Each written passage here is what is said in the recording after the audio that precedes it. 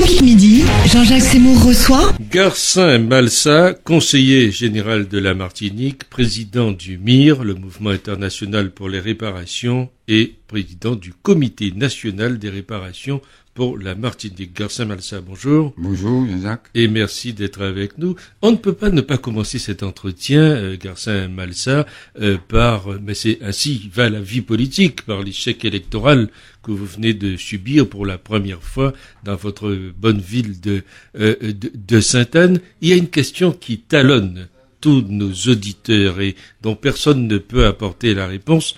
Est-il vrai que le Front National est rentré dans la ville de Sainte-Anne? Alors, merci Jean-Jacques de commencer par cette question, qui est une question fondamentale. Et oui, le Front National existe dans la ville de Sainte-Anne. Le Front National se trouve dans la majorité et au conseil municipal. Et il y a un membre du Front National qui s'est imposé face au maire actuel, parce qu'il était en 13e position sur la liste. Il a demandé à ce qu'il soit adjoint au maire, et il est adjoint au maire. C'est très important. Ce qui veut dire que, en quelque sorte, eh bien, le Front National, s'il n'a pas toutes les portes de la ville, a une des portes de la ville. Et nous ne pouvons pas accepter ceci. D'ailleurs, je l'ai dit dans les conférences, je l'ai redit en plénière au Conseil général il n'y a pas bien longtemps, à qui veut l'entendre, et j'ai dit, si on me démontre le contraire, qu'on m'attaque devant les tribunaux. Mais comment cela a été possible? Cela a été possible, et pour plusieurs raisons. D'abord, il faut savoir que, et depuis très longtemps, le Front National est en Martinique. Et nous pensions qu'il était rayonnant particulièrement du côté de Tartane, dans quelques villes du littoral comme Trois-Îlets, ou encore, et plus particulièrement au centre du côté de Chelcher. Et puis nous avons observé de plus en plus, par des canaux d'éducation nationale, la gendarmerie, et aussi la douane, particulièrement la douane, eh bien, il s'est infiltré. Et c'est à l'occasion du deuxième tour des élections municipales à Sainte-Anne que nous avons débusqué une niche importante du Front National. Nous ne comprenions pas pourquoi, par exemple, la liste du maire actuel était en deuxième position. Et le soir même de la déclaration des résultats, nous avons observé que des membres du Front National étaient très très contents sur la place de Sainte-Anne. Et ils ne se gênaient pas de dire qu'ils avaient apporté sur les quelques 569 voix qu'avait M. Jean-Michel Gémieux, plus de 300 voix. C'était pour nous énorme. Nous avons fait des enquêtes et nous avions observé qu'il disait la vérité. Et tout de suite, nous avons dénoncé. Tout de suite, nous avons porté ça au grand public. D'ailleurs, ça a été repris par les réseaux sociaux en Martinique. Ça a été repris par certains élus de la commune de Sainte-Anne. Mais nous avions été étonnés de voir que les partis politiques majeurs de Martinique soient restés muets. Et justement, devant une telle chose qui, de notre point de vue, est aujourd'hui capitale. Et justement, comment des mouvements comme le MIM, par exemple, n'ont pas pris position, on les a pas entendus? Comment des mouvements comme le PPM n'a pas pris position, on ne l'a pas entendu? Alors nous sommes étonnés. Hey Jean-Jacques, vous avez bien connu 6 décembre 1987, vous étiez en Martinique. Oui. Lorsque je commentais même en direct. Mais je sais. L'histoire du 747 qui n'a jamais pu atterrir. Je sais très très bien.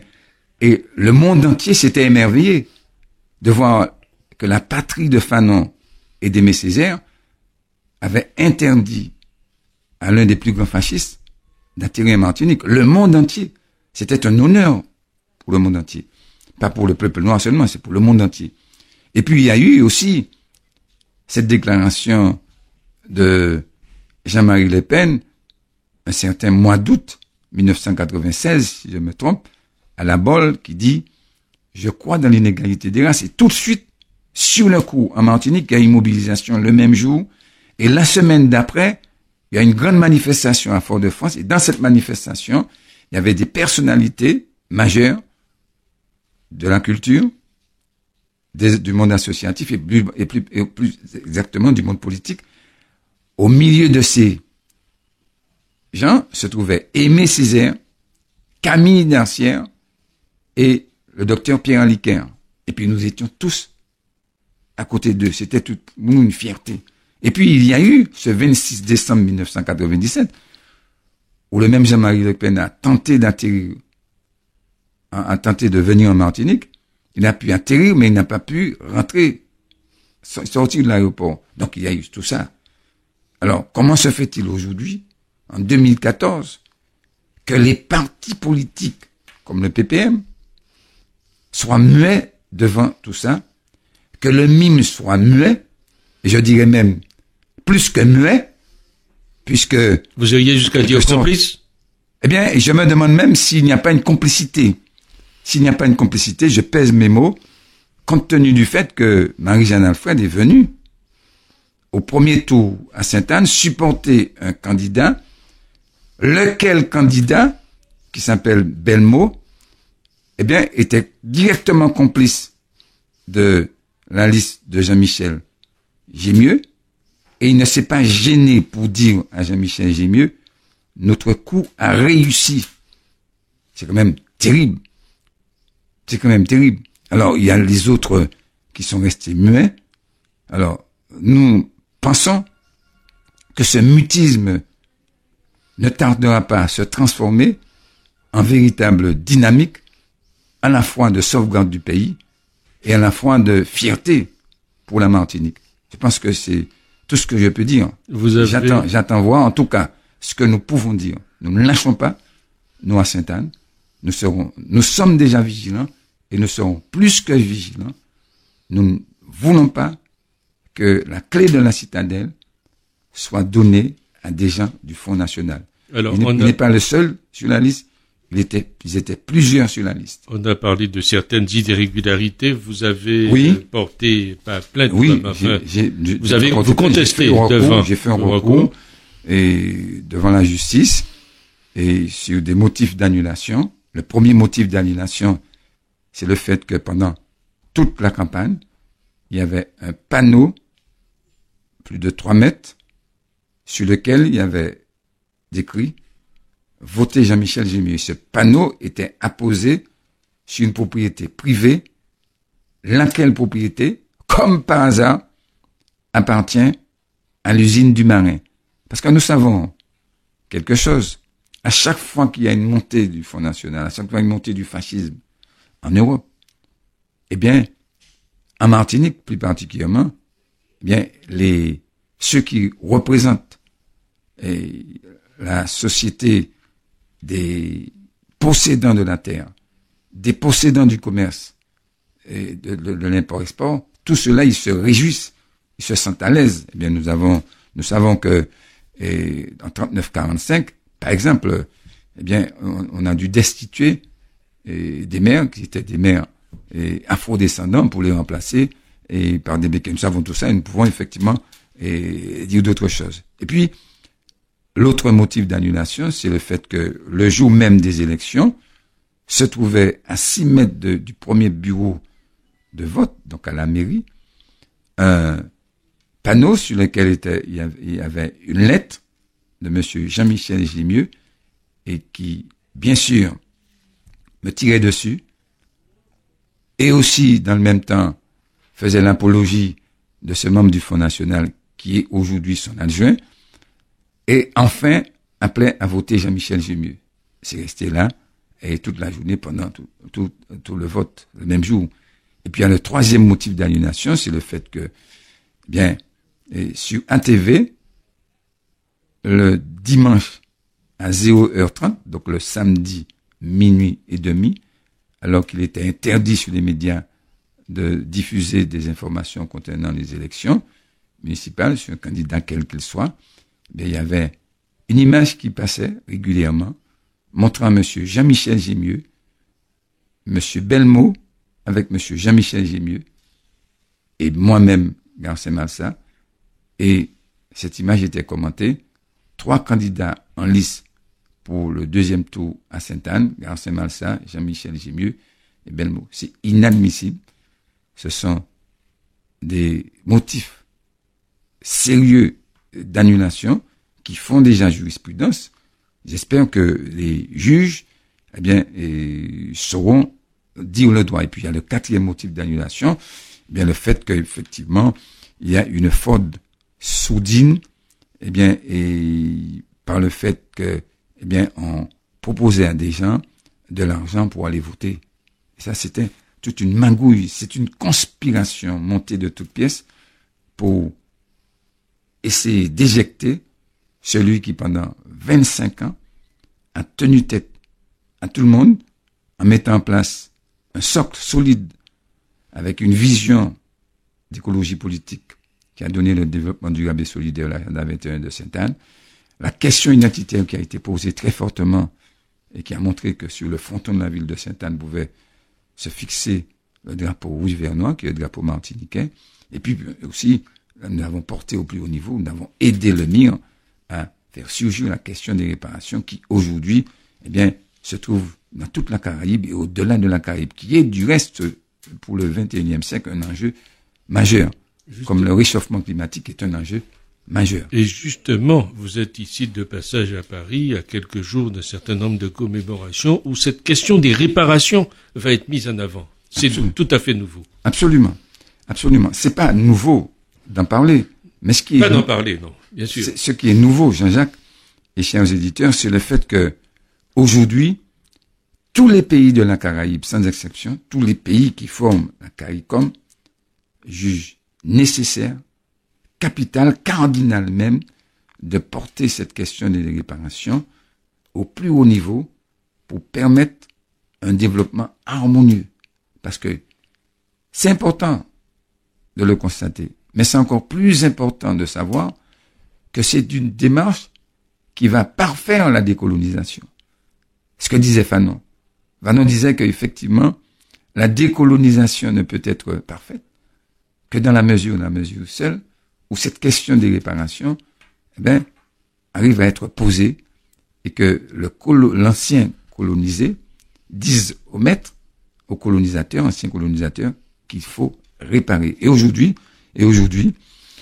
alors que au mois de septembre a eu lieu la première conférence de la CARICOM sur la réparation à Saint-Vincent, nous sommes très heureux que, à l'issue de cette conférence à laquelle nous avons participé, eh bien, qu'a émergé la commission CARICOM pour les réparations présidée par monsieur Hilary, le professeur Hilary Beckel, qui est une sommité internationale, et nous sommes encore très heureux de savoir qu'à partir de là, il a été demandé par la CARICOM que tous les pays qui constituent la CARICOM, associés ou pas, mettent en place un comité, chaque pays met en place un comité national pour les réparations.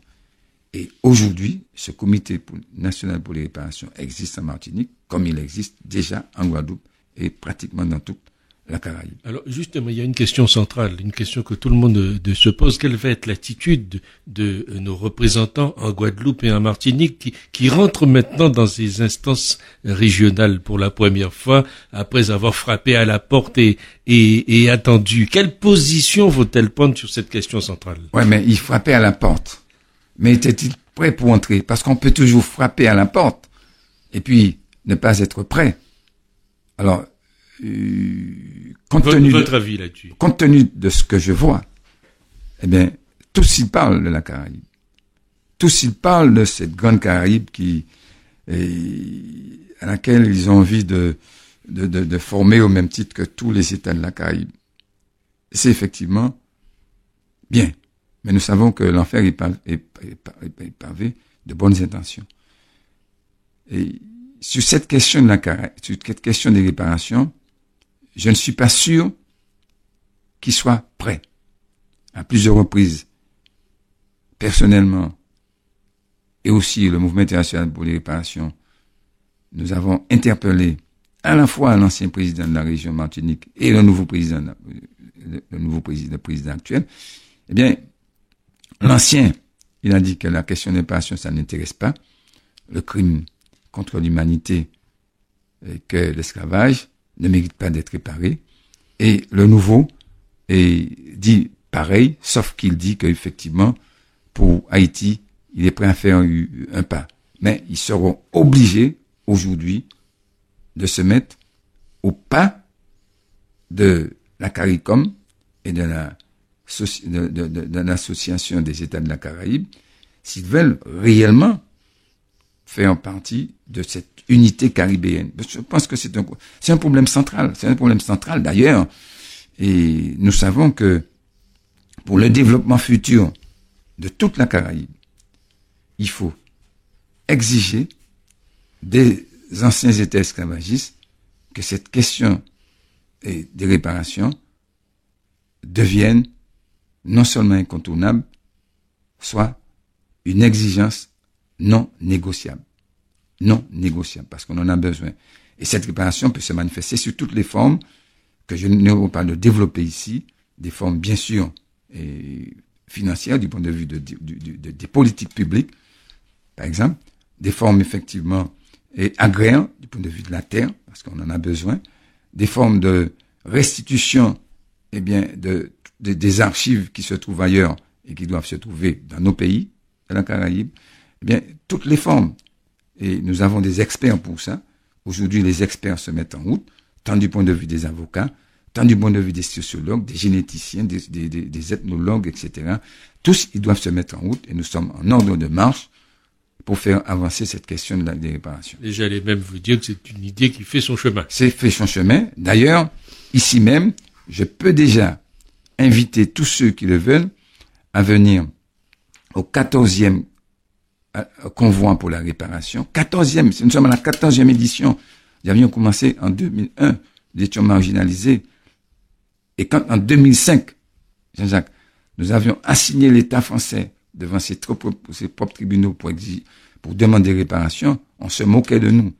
Et nous savons que, l'affaire est allée dans le fond, au mois de février, a été jugée, et le 29 de ce mois d'avril, on aura le délibéré, on saura de quoi il en ressort. De toutes les façons, nous nous préparons à toutes les éventualités.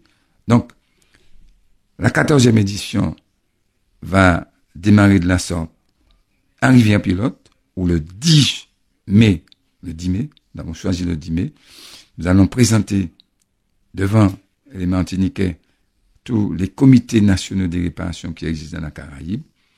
J'espère que des sommités comme Hilary Bacon seront là, de même que David Commission de Barbade et d'autres seront là, ils sont invités. Et le 17 mai, il y aura un colloque dont l'intitulé est Aliénation et réparation, toutes les formes d'aliénation et les réparations. Et le convoi lui-même, la marche lui-même démarche le 12 de Sainte-Anne et va arriver au prêcheur le 21. Voilà pour l'essentiel. Merci Garcin Malsa d'avoir été avec nous.